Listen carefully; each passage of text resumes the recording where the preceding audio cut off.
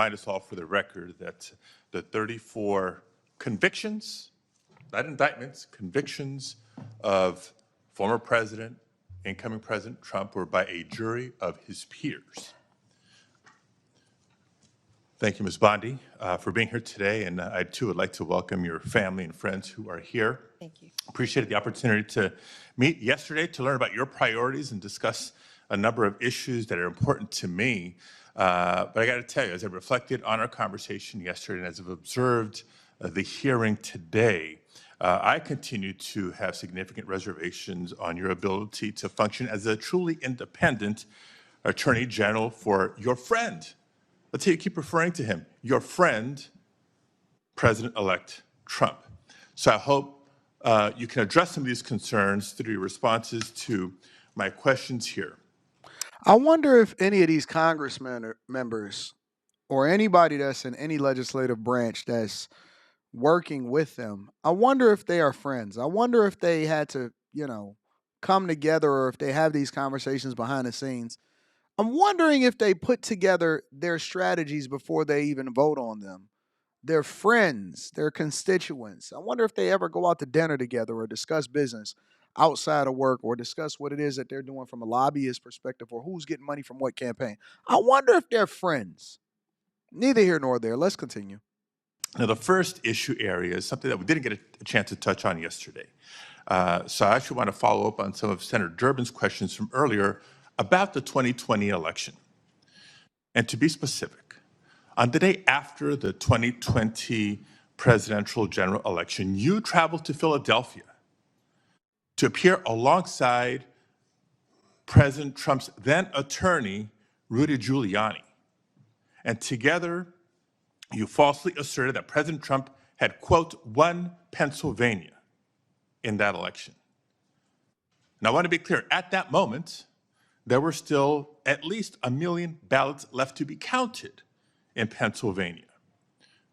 Of course, President Biden went on to win the state by more than 80,000 votes. But in the following days, even after the results were clear, you continued to double down on the big lie, promoting falsehoods about election fraud and cheating without offering any actual evidence. And I remember it clearly because I served as California Secretary of State at the time, and I invited anybody associated with the Trump campaign who was making these claims to come forward with evidence of irregularities in the election or massive voter fraud. 4 years later, I still have seen none.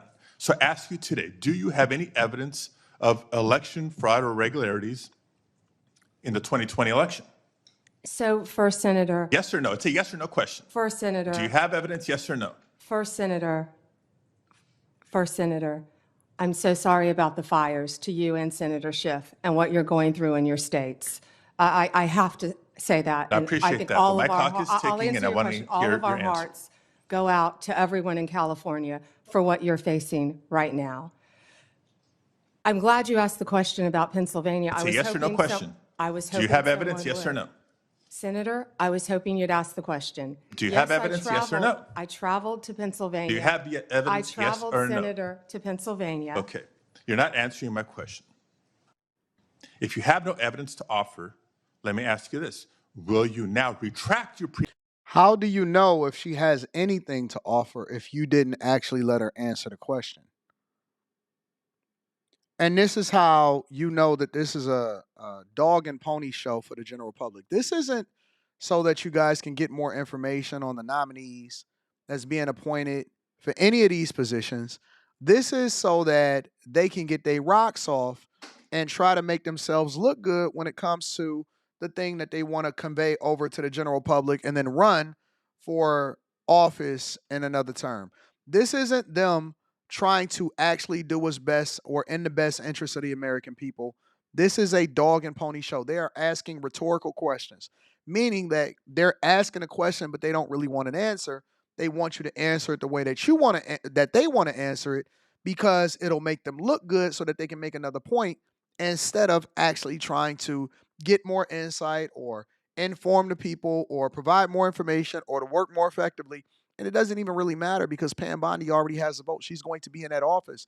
This is a dog and pony show for them. And instead of asking questions that maybe the American people can use so that they can make a more informed decision on how it is that they can work with these people, because they got to work with them.